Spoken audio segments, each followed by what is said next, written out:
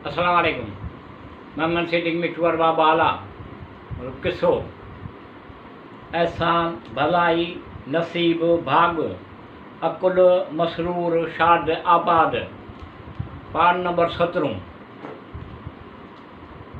हुज़ूर करीम सल्लल्लाहु अलैहि वसल्लम जिन जॾहिं इहो ॿुधो अहले काफ़िले वारनि खां पहिरीं रवानो थियो ऐं हज़रत ख़तीजा जिन जे घर तरफ़ रुख़ कयो। उन वक़्तु हूअ चंद औरतुनि सां गॾु बाला खाना ते वेठी हुई। रस्ते ते निगाह हुयसि त उन जी निगाह हिकु सुवार ते पई जो परे खां आयो पिए ऐं हिकु ककर जो टुकड़ो उन ते छां करे पियो अचे। हिकु ककर जो टुकड़ो उन ते छां करे पियो अचे। तेज़ीअ सां उन अची रहियो हुयो।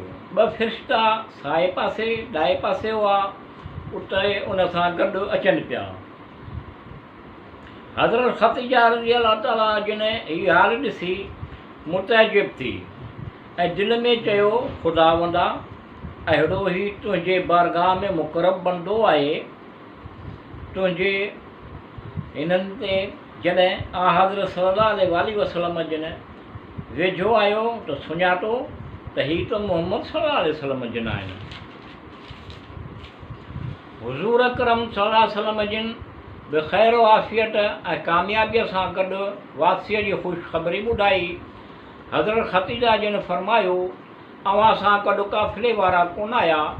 हज़रत सल्लल्लाहु अलैहि वसल्लम जिन फरमायो, उहे पुठियां अचनि पिया। हज़रत ख़तीजा रज़ी अल्लाह ताला जिन फरमायो, सैयदा करम तव्हां वापसि वञो ऐं गॾिजी वरी अचो। उन जो मक़सदु हुयो हज़रत सल्लल्लाहु अलैहि वसल्लम जिन ते ककर छा करे पियो अचे इहो ॾिठो त वरी ॿिए भेरा ॾिसण सां यकीन सां गॾु मुशाहिदो करे। पोइ हज़रत ख़तीजा अल कुबरा जिन जो हज़रत जिन जी अज़मत ऐं जलालत ते यकीन थी वियो। उन्हनि चयो, हज़रत ख़तीजा रज़ी अल्लाह ताला हिन सफ़र में हिन जे फज़ल कमाल सां हैरत अंगेज़ वाक़ियात ज़ाहिर थिया जो बयान नथा करे सघजनि। थोरे खां थोरो खाधो हज़रत जिन जे लाइ आंदो ऐं संदसि हथ मुबारक उन ते रखंदो त घणियूं जमातूं खाधो खाई ढह कंदियूं हुयूं। ककर छांव करे हलण बाबति ॿुधायो। वरी राहिब जो ॻाल्हि बयानु करे ॿुधायो। अहिड़ी ॻाल्हि ॿुधी हज़रत ख़तीजा जिन खे ख़ुशि थियूं ऐं अहिड़ी ख़ुशख़बरी ॿुधाइण वारे उन्हनि माण्हुनि खे आज़ादु करे छॾियो ऐं उन्हनि खे 10,000 दरहम अता कयाई। ऐं हज़रत सल्लल्लाहु अलैहि वसल्लम जिन खे अर्ज़ु कयो त तव्हांजे चाचे हज़रत अबू तालिब जिन खे चयो त हज़रत ख़तीजा जिन जे चाचे उमरो बिन असद सां संदसि वास्ते हज़रत ख़तीजा जिन जी ख़्वास्तगारी करे ऐं तव्हांजे चाचे वटि वञी चवंदा त मूंखे हज़रत मुहम्मद सल्लल्लाहु अलैहि वसल्लम सां गॾु तजवीज़ करे।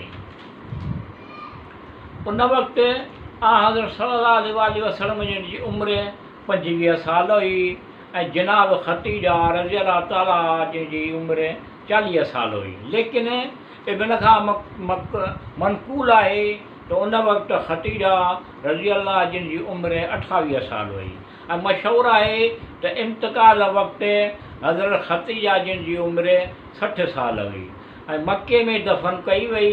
जनाब रसूल ख़ुदा उनखे संदन हथनि सां दफ़न कयो। बयानु था कनि त हज़रत ख़तीजा रज़ी अल्लाह ताला जिन जी वफ़ात शुएब अबू तालिब जे रिहाईअ खां पोइ हिजरत जे 3 साल पहिरीं वाक़िअ थी ऐं चवंदा आहिनि त उन जी वफ़ात हज़रत अबू तालिब जे वफ़ात जे 3 ॾींहं बैदि पोइ थी।